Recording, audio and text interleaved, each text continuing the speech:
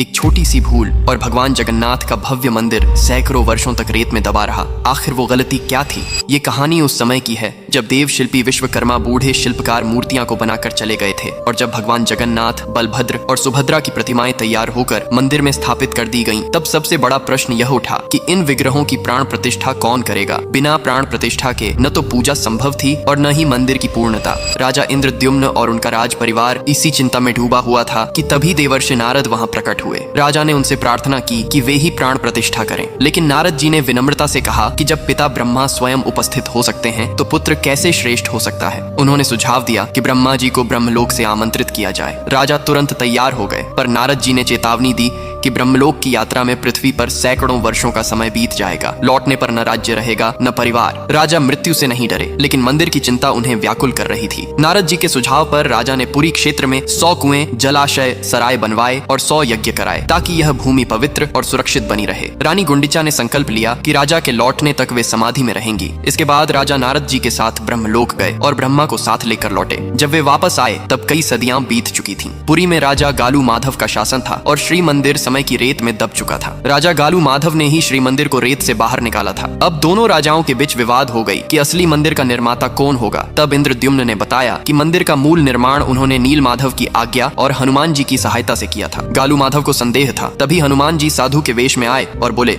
यदि यही सच्चे निर्माता हैं तो इन्हें गर्भगृह का मार्ग खोजने दीजिए। इंद्रद्युम्न ने सहज ही वह मार्ग ढूंढ लिया और गर्भगृह खुलते ही नील माधव का नीला प्रकाश फैल गया। उधर रानी गुंडिचा समाधि से उठी और अपने वंशजों द्वारा पूजित होते हुए मंदिर पहुंची। पति पत्नी का पुनर्मिलन हुआ और गालू माधव को सत्य का बोध हो गया। अंततः ब्रह्मा जी ने यज्ञ कराकर राजा इंद्रद्युम्न और रानी गुंडिचा के हाथों भगवान जगन्नाथ की प्राण प्रतिष्ठा कराई। तो कमेंट में लिखिए, जय जगन्नाथ।